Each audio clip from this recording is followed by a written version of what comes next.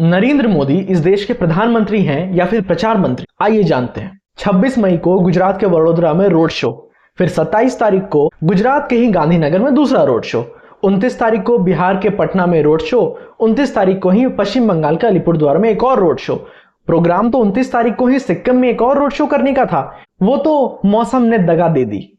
और इन रैलियों road shows में होता क्या है?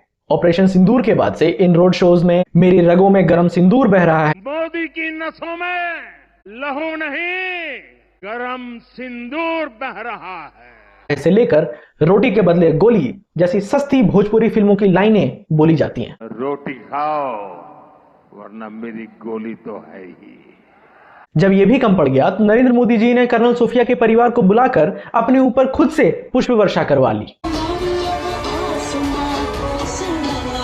लगातार डीजीएमओ द्वारा की गई press conference, ministry of external affairs द्वारा की गई प्रेस कॉन्फ्रेंस, अलग अलग समय पे नरेंद्र मोदी जी द्वारा दिए गए भाषण में खुद से इस बात को स्पष्ट कर दिया गया है कि हमने पाकिस्तान पर जीत पा ली।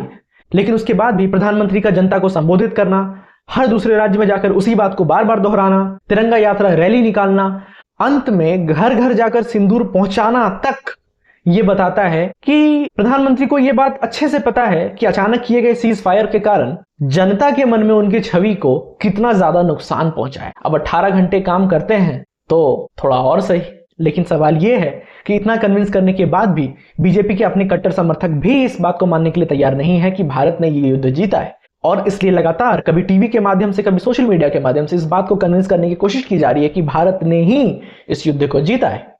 लेकिन सवाल तब भी वही थे, सवाल अब भी वही है, प्रधानमंत्री या प्रचार मंत्री?